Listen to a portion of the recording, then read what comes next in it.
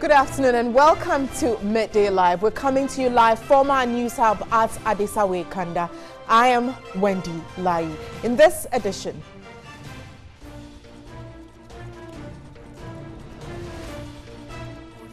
National Democratic Congress regional executive elections underway. We will be live across the country. Vice President Dr. Muhammadu Bawumia cut short for work to begin on $42 million Western Corridor fiber optic projects. And on the firing front, Brazil Electoral Court bars jailed former President Luiz Inácio Lula da Silva from running in a presidential election.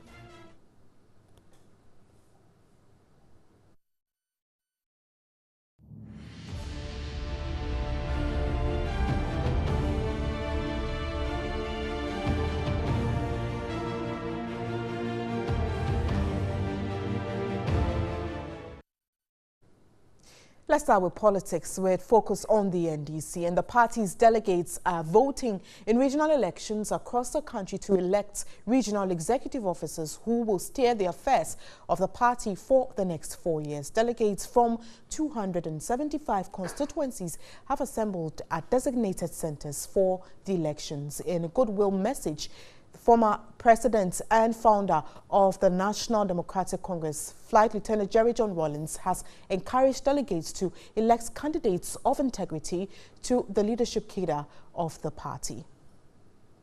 We'll bring you more on this, and all is set for the Regional Congress of the National Democratic Congress, NDC, in the Bono Ahafo region. 925 delegates are expected to vote to elect new regional executives of the party for the next 4 years. The 925 delegates comprise 9 sitting MPs from BA, all former appointees of the NDC from 1993 to date. 5 representatives from the Tertiary Education Institutional Network, plus 28 elected executives from 29 constituencies of the region. In all, 8 regional executive positions are to be contested for the regional chairman, secretary, and Zongo caucus coordinator stood unopposed.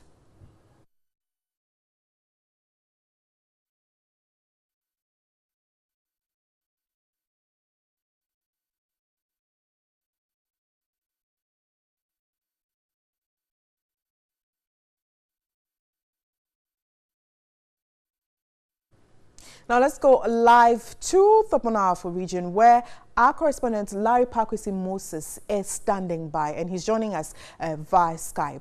Hello, Larry. Now, has voting started? And tell us what you've gathered so far. No, we are yet to commence here at the three parts in the where we now comment on the NBC in the Let me add that over 125 we are followed today to elect executives of the party for the next 4 years to come. All right, well, thank you so much, Larry. We'll get back to Larry and he'll bring us some more updates. And there is heavy security presence at the NDC Ashanti Regional Executive Conference grounds at Kumewu. The atmosphere at Kumewu is also charged with party sympathizers and campaign teams doing last-minute campaign for their preferred candidates. Ashanti Regional Correspondent Beatrice Pio Gabra is at Kumewu and engages the Regional Communications Director on how the conference will run.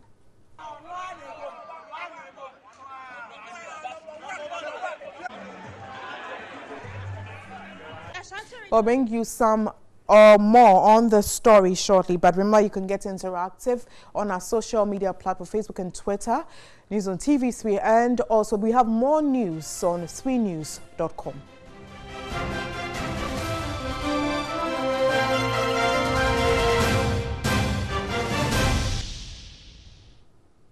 Thanks for staying. You're still watching Midday Live, and let's still focus on the NDC and the activity for this weekend. And there's heavy security presence at the NDC Ashanti Regional Executive Conference grounds at Kumewu. The atmosphere at Kumewu is also charged with party sympathizers and campaign teams doing last-minute campaign for their preferred candidates. Ashanti Regional Correspondent Beatrice Spio-Gabra is at Kumewu and engages the Regional Communications Director on how the conference will run.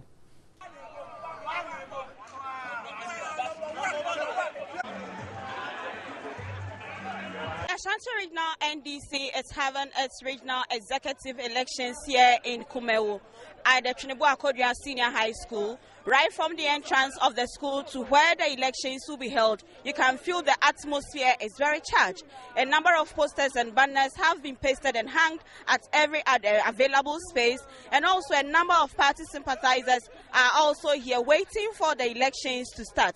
Security is also tight here. A number of security personnel can be seen hanging around and also inside the main hall, which is yet to be open to the delegates and the sympathizers. I have with me the Regional Communications Director, Samed Akalilu, who will brief us so far on how things will run out when the elections start. How will the elections be when it starts officially? Well, thank you very much, and we want to thank every person viewing us, and especially members of the party, the Great NDC. I think that per the arrangement, as you can see, a lot of the delegates are already in. It's rather some of the aspirants who are not in yet. And what is going to happen is that we are going to have two set of programs, if you like, two-in-one set of programs. The first leg of Let's come to the Greater Accra region, and in this very region, the elections for the topmost position, that's the chairmanship, is keenly being contested for. Let me take you quickly through some of the individuals running and vying for that position.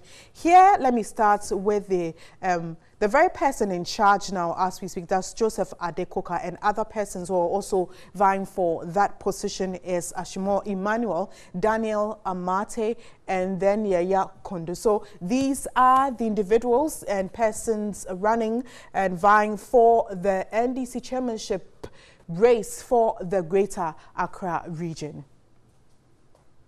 And there is tight security at the central cafeteria of the University of Ghana campus as the police service, together with the Hawks of the NDC, strictly man the venue for the Greater Accra Regional Delegates Conference.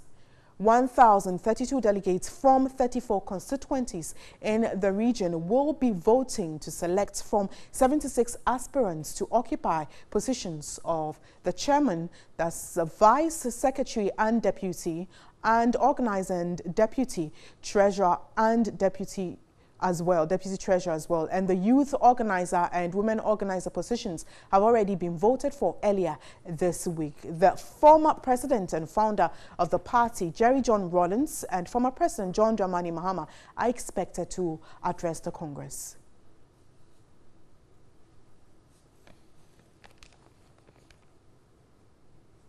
Our reporter Catherine Frimpoma has been monitoring proceedings and joins us from the central cafeteria of the University of Ghana shortly with live updates on what exactly is happening there. So we'll cross over shortly to the University of Ghana and speak to Catherine Frimpoma to give us updates on what exactly is happening there. But early on, I mentioned that there is tight security at the central cafeteria of the University of Ghana campus as the police service, together with the Hawks of the NDC, strictly man the venue for the Greater Accra Regional Delegate Conference. In all, 1,032 delegates from 34 constituencies in the region will be vying to select from 76 aspirants to occupy positions for the chairmanship position, that's the vice as well, secretary and deputy, and organizer and deputy, and treasurer and deputy as well. The youth organizer and women organizer positions have already been voted for earlier this week. The former president and founder of the party, Jerry John Rawlings, and the former president, John Dramani Mahama, are expected to address the Congress.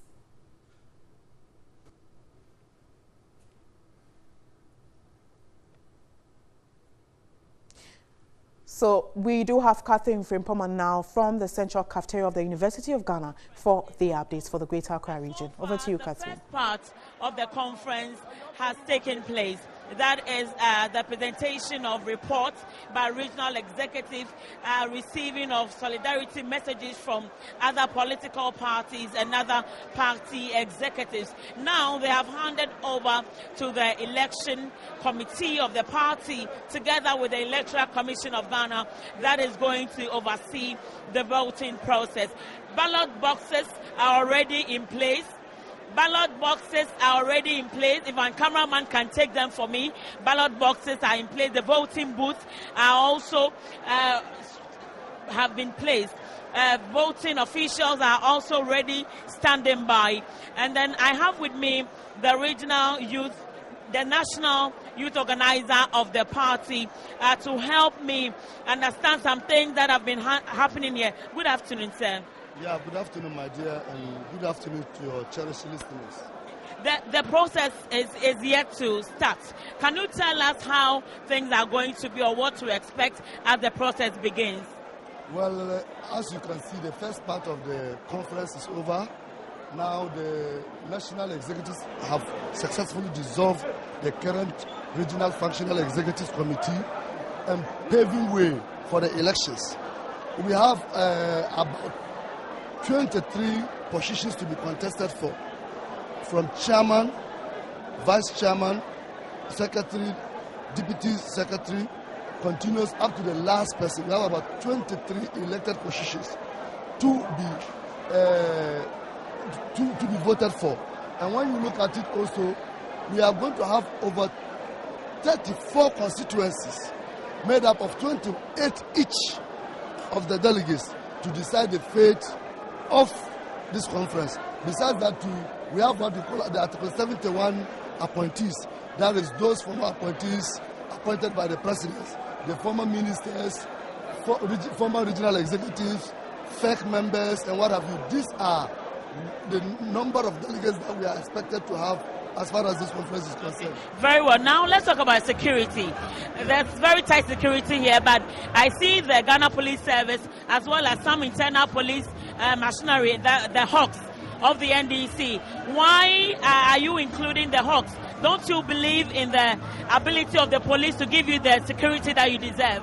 Well, when you look at the setup, we have some individual security that are for the party, but sometimes they know who is who within the party. For instance, somebody may be coming in. The police may not know that this is a high-level personnel of the party, so they may try to intimidate him. But once our internal security are there, they will be able to identify this person and say that, please, this is a senior member and must be accorded the necessary. And you have accreditation. When I was coming, I am from the media, but they didn't allow me. So everybody that came in has accreditation, and so you don't think the police could allow those who have accreditation to come in? Well, you see, with the number that you are seeing and the level of enthusiasm that is being displayed here, even me, I was having accreditation. It took me 3 hours to access this conference. Exactly my point. So if you, even the national youth organizer, was denied, so that argument of they knowing who is flawed. No, the issue is not about it's not because they don't know me. The issue is because of the level of enthusiasm. People have parked cars. A lot of people have parked their cars. A lot of people are also here. You can see the number. It's very, very, charged as far as the Congress is concerned. When you move out there and you see the number of people out there, it's beyond expectation. So I think we are all overwhelmed. Look at even with the ventilation system. I feel like I'm in oven. So to me, there are few challenges that we are facing now, but I can tell you that it's a success by all standards, by our expectations. Yeah, thank you, my dear. Sidi Abubakar Musa. We have Alhaji Sidi Abubakari, the national youth organizer of the party, bringing us up to speed with happenings here at the University of Ghana campus. We are standing by and we'll be updating you as per any new development. Handing over to you in the studio.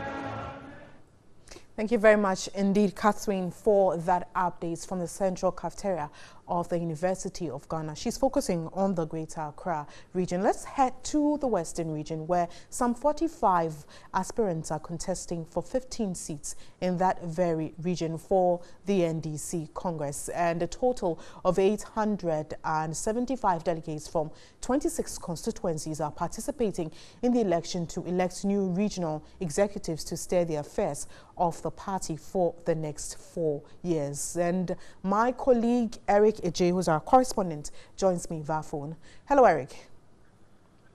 Hello, Wendy. Now, with updates from the Bonafo, Ashanti, Greater Accra region, voting is yet to start. Is that the situation there? No, I can report that the voting started an hour ago. What they are telling me is there's a person familiar with this vote. I don't know whether that's what is in all other regions.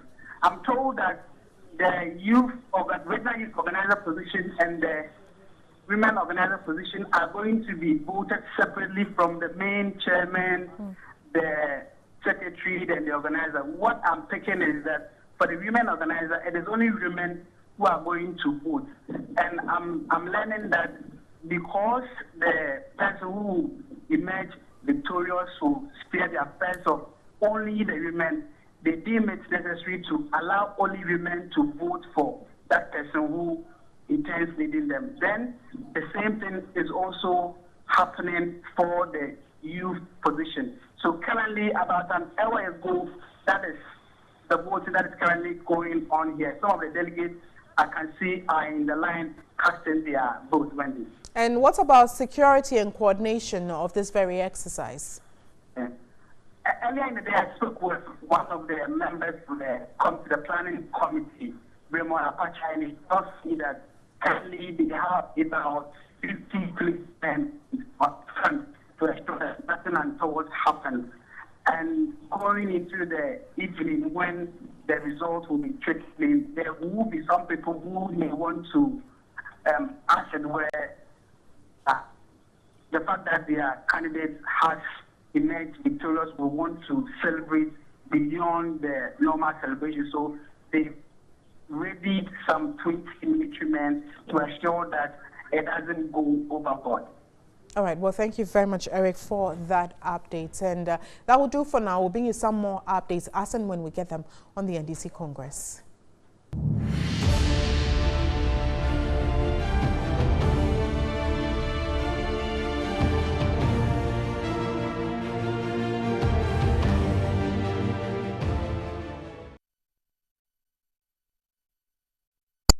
You're still watching Midday Live. To one of our headline stories, and Vice President Dr. Mahamudu Bawumia has cut short for work to begin on the Western Corridor fiber optic project valued at $42 million. The project will ensure local communities, governments and businesses operating within the Western Corridor of the country have access to fast, reliable and affordable broadband network services.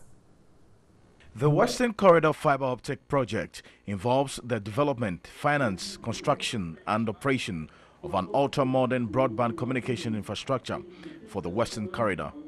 The project will enhance service provision, education and other e-services required under the National ICT for Accelerated Development Policy. Engineers will use the next 18 months to lay around 881 kilometers inland fiber optic cables across 140 communities in the Western region. The fiber optic cables will then connect the Bonahafo region and complete the loop in the Ashanti region. The project is a private sector-led solution, an initiative by Spectrum Fiber Optic Company, a wholly Ghanaian-owned special purpose vehicle set up for the execution of the Western Corridor Fiber Optic project. Over 12,000 direct and indirect jobs are expected to be created during the construction phase. Whilst construction is ongoing, we intend to, as much as possible, use local competence and regions where we can. The second phase of this project involves a laying of submarine cables to provide offshore connectivity to the oil and gas installations and vessels operating in the Western region. Performing the sword cutting ceremony, Vice President Dr. Mahamudu Bawumia said when the project is completed, It will ensure a fast, efficient and reliable way of doing business using ICT.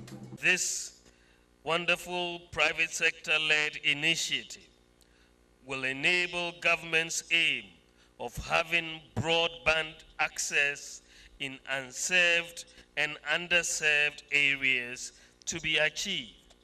We will continue to explore and encourage public-private partnerships in all our digitization efforts. The Ghana Infrastructure and Investment Fund, GIF, is providing support to the Spectrum Fiber Company to execute the project. The support is in line with the mandate of GIF to tackle the complex demand of infrastructure financing and investment by partnering with the private sector to finance critical infrastructure projects. More shortly to stay.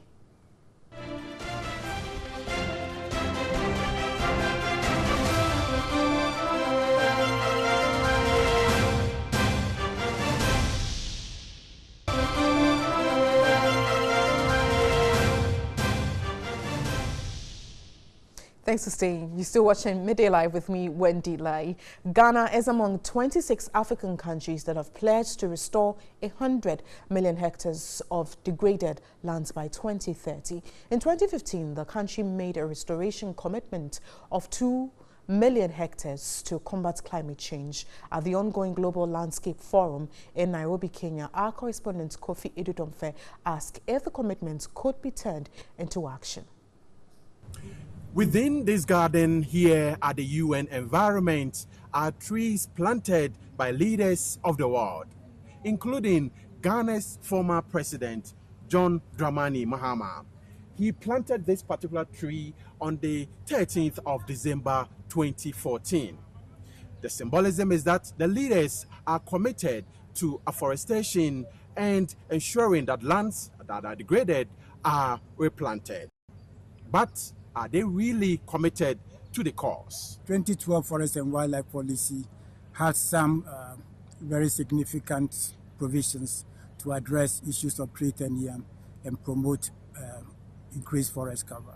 Given the situation at Atiwa, it is my hope that our leaders will take a cue from the lessons learned from this Global Landscape Forum and pay more attention to the efforts that can be made to restore our lands and to conserve the wealth of natural resources that we have in our own country, not to the detriment of the people of Ghana.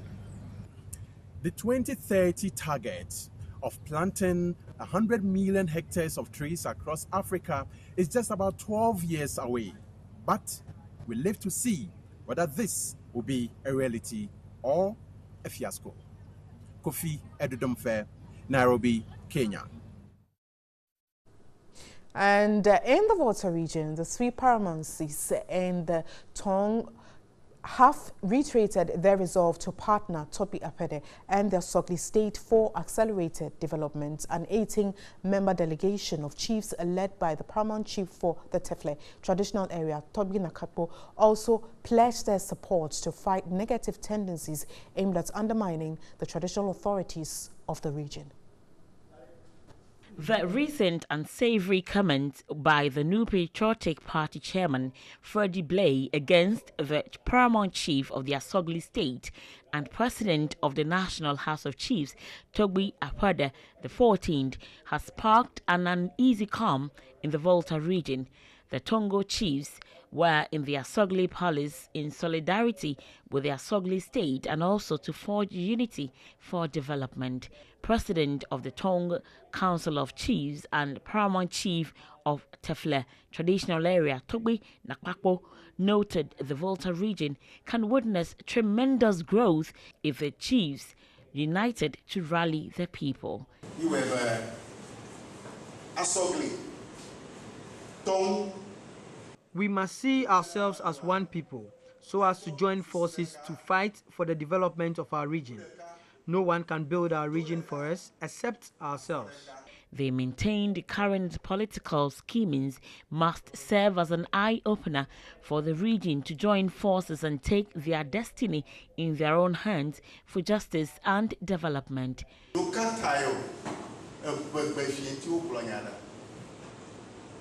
We cannot allow anyone to undermine the integrity and authority of any one of us. What happened is a pointer to us as a people from the Volta region to rise and unite in order to defeat attempts to ignore our status.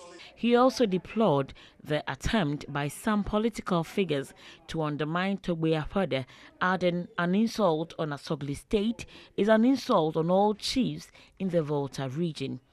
The Agbogbo Mafia of Asogli State, Togbe Apode the 14th, welcomed the delegation with assurance of not letting anything distract his focus on helping to develop the region.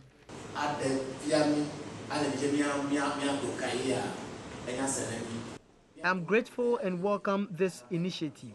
This must be the foundation stone upon which the entire Volta region must build its unity and to start our developmental agenda. We need unity to defeat our common enemy, which is poverty, disease, and underdevelopment. We're still staying in that region, and the people of Ho Ahoy in the whole municipality have initiated moves to curb falling standards of education in the area. The area continues to record low performance in basic education certificate examination in recent years. Robert Abilba reports only 2 out of every 10 junior high school graduates qualify for senior high school. Ho Ahoy has a population of over 1,700 and is one of the 5 divisions in the Asogli State Council and prides itself in academic pursuit. This perhaps underscored the establishment of a varying number of educational institutions in the area. The area is gradually beginning to lose its status following consistent decline in academic performance lately. Available statistics shows that for 3 years, only 2 out of 10 junior high school graduates qualified to enter senior high school. This is blamed largely on lack of commitment of children to study. In a bid to revert the worrying trend, the chiefs and people of the area have begun constructing a multi-purpose community center aimed at getting the children to devote their time to study. The project is to be financed through individual levies. It will also have an ICT, science laboratories, conference and lecture halls, offices and a canteen. Chairman of the Community Education Project, Dixon Kofi Bansa, spoke about the need for the initiative. We've realized that our pupils have not been performing well in mathematics, science, social studies and English. We're going to provide free tuition to all JHS students in the community from Form 1 to Form 3 in the evenings, so that at least we want to take them out of the street. And those who don't have the opportunity to even study at home will have that opportunity to come to the community center to do their extra studies and then homework. We have business.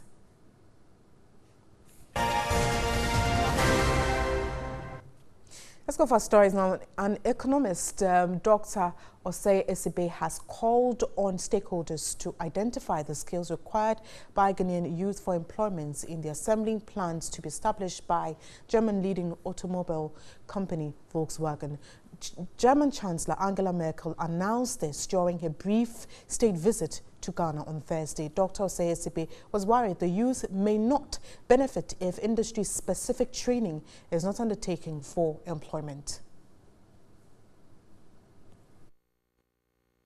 Volkswagen, shortened to VW, is a German automaker founded on May 28, 1937, by the German Labour Front under Adolf Hitler and headquartered in Wolfsburg. It is the flagship mark of the Volkswagen Group, the largest automaker by worldwide sales in 2016. Volkswagen has factories in many parts of the world, manufacturing or assembling vehicles for local markets. In addition to plants in Germany, Volkswagen has manufacturing or assembling plants in Mexico, the US, Slovakia, China, India, Indonesia, Russia, Malaysia, Brazil, Argentina, Portugal, Spain, Poland, the Czech Republic, Bosnia and Herzegovina, Kenya and South Africa. Ghana will soon add up to this list, as German Chancellor Angela Merkel revealed the popular car maker is set to establish an assembling plant in the country. She made the announcement while addressing a joint press conference with President Akufo-Addo during her one-day visit to Ghana. And our objective is to support Ghana in making the vision come true that the President has had and has described, and that is to create a Ghana capable of saying that we no longer need to rely on foreign aid to establish a Ghana beyond aid, as he called it. It's not an easy path, but it is exactly the right thing to do. The German Chancellor noted the assembling plant will also create a considerable number of jobs for Ghanaians in the car manufacturing sector. However, economist Dr. Osei Asibe is of the view Ghanaian youth may not benefit from employment in the leading global automobile company as expected if industry-specific training is not undertaken to equip them. The skill shortage, and skill deficiencies would then mean that the youth will not be able to take advantage of some of the investment, because some of these investments can be very sophisticated. They may require sophisticated skills, to be able to work along the value chain. And therefore, we have to be able to do some kind of need assessment to know, what kind of training is required, to make our youth ready. So that it wouldn't be that they come and they don't get the right set of skills and they have to go out there to look for people to come and work. And so that will not help. President Akufo-Addo said the Ghanaian economy welcomes the VW vehicle plant. He has pledged that government will give the investor community of Germany every necessary assistance that they would require. So some of the business stories, and former Minister of Finance Seth Terkper says no minister has the power to change the public accounting methodology or the fiscal methodology used in computing the national debt stock without recourse to due process. He was debating the controversy surrounding the total public debt as at December 2016. Seth Terkper spoke to my colleague Alfred Okante, but we'll bring you that story later. Let's move on to others. And the establishment of an electronic waste management system has brought relief to scrap dealers at the old Fadama scrap yard. Secretary of the Greater Accra Scrap Dealers Association, Mohammed Ali, explained that the establishment of the complex will eliminate the risk of burning hazardous waste. And remember, you can get more news on our website, www.3news.com.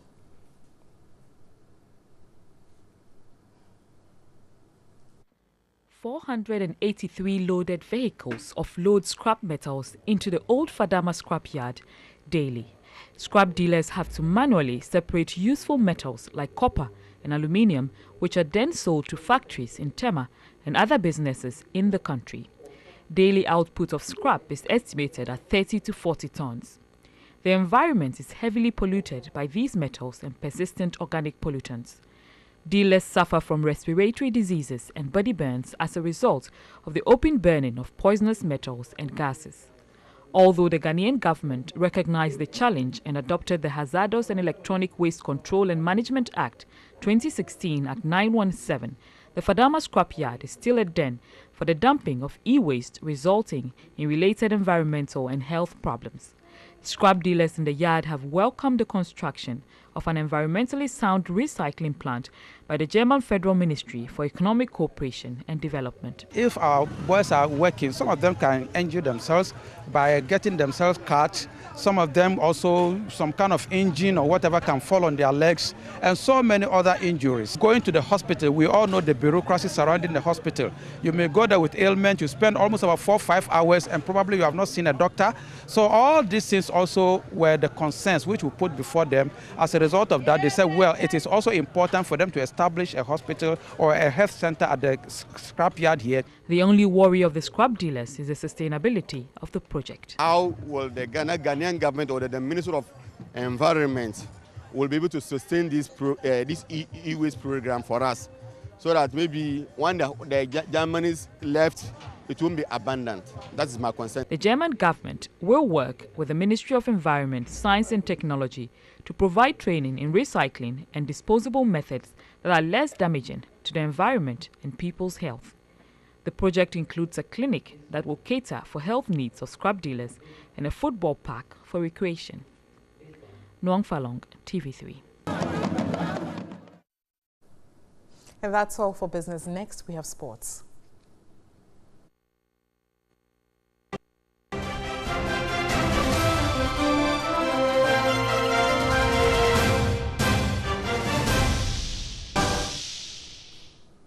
Time for international news, and our international headline story. Brazil's top electoral court has ruled that jailed former President Luiz Inácio Lula da Silva cannot run as a candidate in the presidential election because of his corrupt conviction.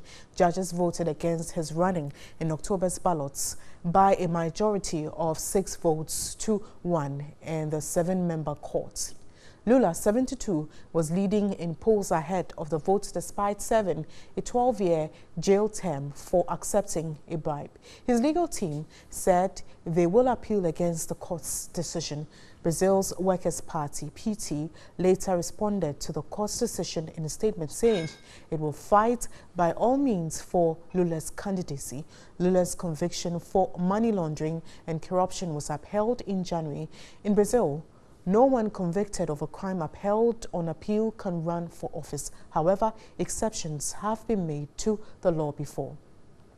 Lula was convicted of receiving renovated beachfront apartments worth some $1.1 million as a bribe by engineering firm OAS. He denied wrongdoing and said his conviction was part of a plot to prevent him running and returning to power. The former president is the most high-profile person convicted in the sweeping Operation Car Wash anti-corruption investigation.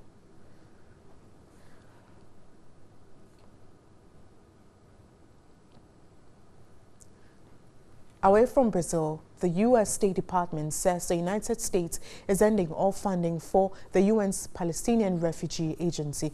It described the organization, the United Nations Relief and Works Agency, as irredeemably flawed. A spokesperson for Palestinian President Mahmoud Abbas later said the move was an assault against his people. He added that the decision was a defiance of the UN resolutions. The latest move comes after the U.S. announced back in January that it would withhold more than half of a tranche of the funding for the agency.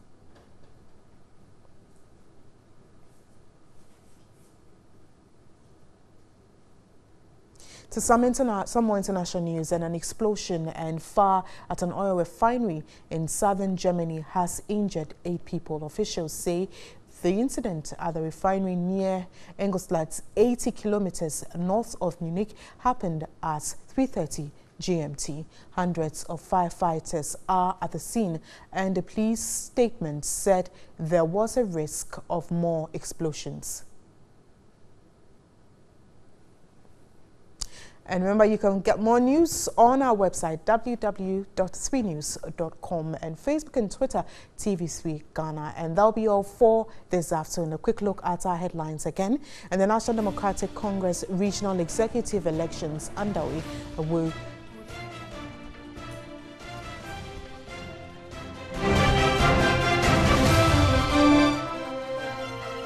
Vice President Dr. Mahamadou Bawumia cut short for work to begin on the $42 million Western Corridor fiber optic project. On the frying front, Brazil electoral courts bars jailed former President Luiz Inácio Lula da Silva from running in presidential elections.